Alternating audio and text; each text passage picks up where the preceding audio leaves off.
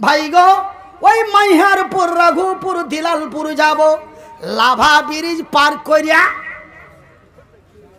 কোন पार करे लाभा ब्रिज पार करे गोजा कहाँ जाएगा मौलवी साहब चाहेंगे सामने चल जाएंगे कुछ लॉकडाउन चल रहा है थोड़ा जाने दीजिए तो भाई जा कोई नहीं है बंगाल का गाड़ी बिहार नहीं घुसेंगे तारपरे भाई एरकम करते गेছি तंगे जाइए साहब जाइए जाइए माने এবার ওকে ছেড়ে দিব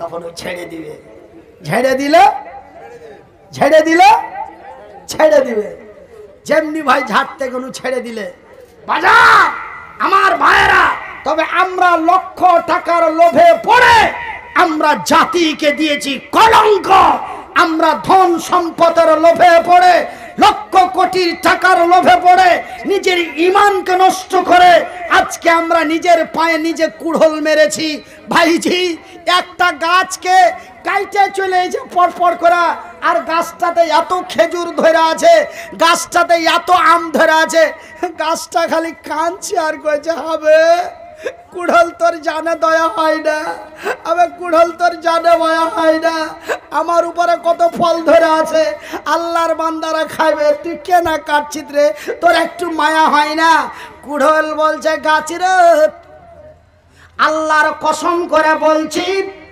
খোদার কসম করে বলছি আমি আর তোকে কাটার মতো ক্ষমতা আমার নাই তোকে কাটার মতো আমার 14 বংশতে ক্ষমতা নাই তোকে কাটা তো দূরের কথা রে গাছ আমি তোর একটা পাতা কাটতে পারবো না কিন্তু কাটতে পারছি তার পিছনের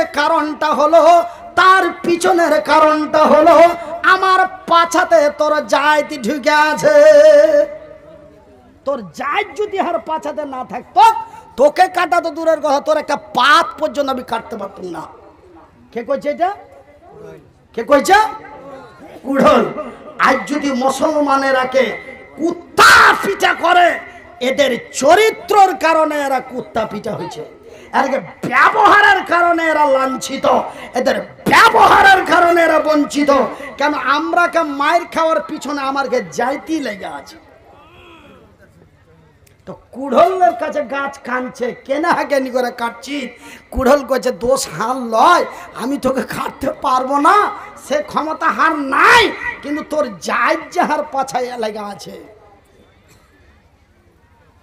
ভাইজান আমার আব্বা জানেরা জানেন একজন নবীর সাহাবী ইসলামকে বিজয় করার জন্য আল্লাহর জমিনে কি করেছিল ধন সম্পদ টাকা পয়সা মাল জাল কিছুই তার নজরে আসেনি শুধু এসেছে আল্লাহর জান্নাত এবং নবীর ভালোবাসা জান্নাতের লোভে পড়ে নবীর ভালোবাসায় পড়ে জান্নাতের লোভে পড়ে নবীর ভালোবাসায় পড়ে পৃথিবীকে কি দিয়ে গেছে ভাইরে আমরা কি দিয়েছি ওরা কি দিয়ে গেছে আজ পর্যন্ত ওর্ঘে নাম গালা আমাদের আল্লাহর জমিনে আমাদের এলাকায় আমাদের পাড়ায় চতুর জায়গায় প্রতিদিন প্রতি রাতে প্রতি ঘন্টায় আজকে তাদের নাম আমাদের কাছে আবিষ্কার হয় ভাইজান এই যে আমার বড় ভাই আমার কানে কানে কি বলার জন্য আসছে আমার যদি আল্লাহ ঠ্যাং না দেয় যদি আমার আল্লাহ হাত না দেয় আমার আল্লাহ একদম গুনেনি পুটলি বান্ধা জ্ঞান মাথায় ভরে দিয়েছে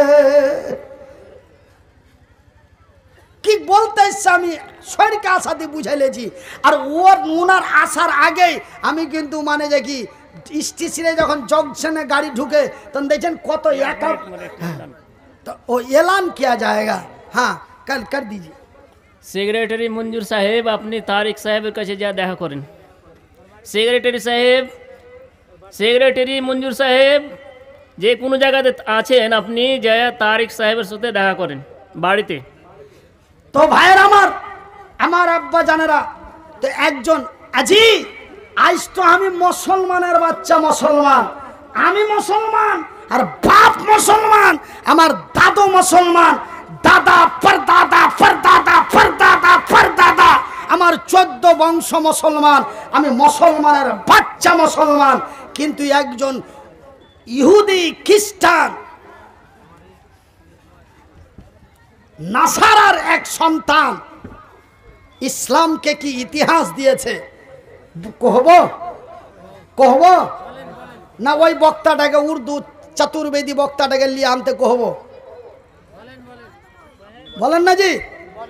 আরে আপনারা কইছি ইউটিউব আলারা তো ওর ভিডিও বড় করালে ওরা তো কইবে, আপনারা কইছি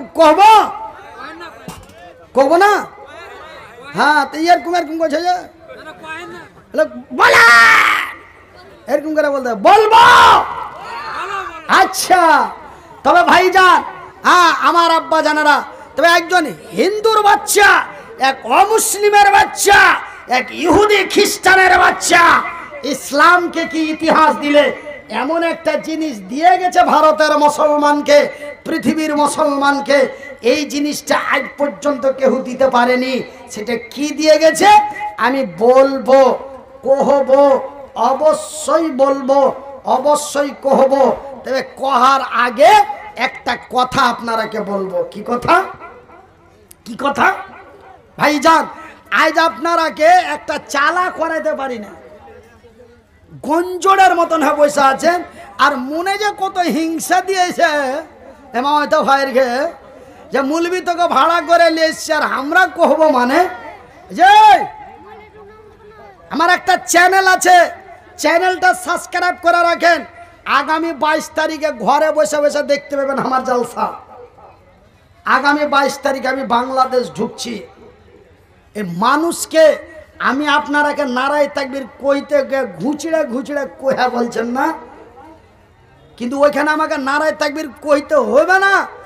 ওরাই মানে 3-4 জনের মধ্যখানে কেউ খাড়িয়ে যাবে, চিল্লাতে লাগবে, এমন চিল্লাবে যে কি প্যান্ডেলের ওপরের কাপড়টা পর্যন্ত হিলে। ভাইজান জানেন, আপনারা দেখবেন এই বিহারের বক্তব্য একটাই দিব, বিহারে যেটা বক্তব্য দিয়েছি বাংলাদেশে ওইটাই দিব। তুমি দেখবে এই বক্তব্যটাই মোবাইলে শুনবে, তোমার কইয়া শান্তি হয়ে যাবে। কেনা বক্তারা কোনোদিন বকতে পারে না, বক্তারাকে বকাইতে হয়। বকাইবে কারা? এই যে মামুর বেটারা, তার মানে শ্রোতারা। আচ্ছা, মামুর বেটা কথা আপনার রাগ হয়েছে নাকি? আপনারা মামাই তো ভাই, যদি আমি বলে দিই তবে অসুবিধা আছে? আল্লাহর রাসূল বলছেন কুল্লু মুসলিমুন ইখওয়ান, এক মুসলমান এক মুসলমানের ভাই। তবে আপনারা আমার ভাই, আমি আপনাদেরই ভাই। যেগুলো আমার বাপের মতন বয়স হয়ে গেছে ওইগুলো হলো মামু নাকি? তো ভাইজান, আপনারা খবরদার খারাপ নিবেন না, মনে রাগ করবেন না। তবে আমার চ্যানেলটা আপনারা আপনার মোবাইলে টিপে রাখেন। আগামী 22 তারিখ 9:42 স্টেজে উঠব। আগামী 22 তারিখ বাংলাদেশি টাইম, তার মানে বাংলাদেশি টাইম 9:42, তার মানে ভারতের আরো 30 মিনিট কম করে দাও। 30 মিনিট কম করে দিলে প্রায় 9:15, সোয়া 9টা 15 মিনিটে ভারতের টাইমে আপনারা শুধু চ্যানেলটা সাবস্ক্রাইব করে রাখেন। ইনশাল্লাহ স্টেজে উঠবো, আপনার মোবাইলটা পক করে উঠবে, আর তখনই খুলে দেখবেন। আর যদি সাবস্ক্রাইব করে না থাকেন তবে কিন্তু মোবাইল পক করে উঠবে না, আর আপনারা জানতেও পারবেন না। তবে বলছে, আরে মুনির ভাই, আমরা মনের উদ্দিন কহিলি তো আপনার ওয়াজ মোবাইলে খালি পট করে আসতে থাকে। আরে তো তোমরা তো ওই বাংলাদেশে যে আমি 22 তারিখে টাটকা ওয়াজ ডাইরেক্ট যে শুনতে পাবে, এরা রেকর্ডিং করলে আজ করবে, কাল বানাবে, পরশু ছাড়বে। আর আমি একদম ডাইরেক্ট টিভিতে যেমন দেখে, ভিডিও কলে যেমন দেখে, ওরকম ভিডিও কল আপনারা আমার কথা শুনতে পাবেন। আপনারা যদি বলেন আমরা বিহার জিয়ামারি থেকে কইছি মৌলভী সাহেব ভালো আছেন, তোমরা এখানে লিখবে, তো আমি ওটা দেখতে পাবো, আর আরো আজহার গরমে যাবে। তো ভাইজান, আমার আব্বা জানেরা, আমার ভাই জানেরা, তবে চ্যানেলটার নাম কহে দিছি। চ্যানেলটার নাম হলো 2টা এম। কয়টা এম? 2টা এম। আপনার বিহারে কি বলে? এম নাকি এম? 2টা এম, একটা এইচ, একটা এ, একটা টি, একটা ভি, ডাবল এম বিহারি ভাষায় বলে দিচ্ছি, MMHATV, MMHATV। এই 6টা অক্ষর আপনার মোবাইলে টিপে রেখে সাবস্ক্রাইব করে রাখেন। 22 তারিখে 9:42 বাংলাদেশি টাইম স্টেজে উঠবো, একদম মেন শহরের মধ্যে, যেমন কাটিহার মালদা টাউন, এরকম এক শহরের মধ্যে আমার সভাপতি থাকবে, ওইখানকার বাংলাদেশের খাদ্যমন্ত্রী।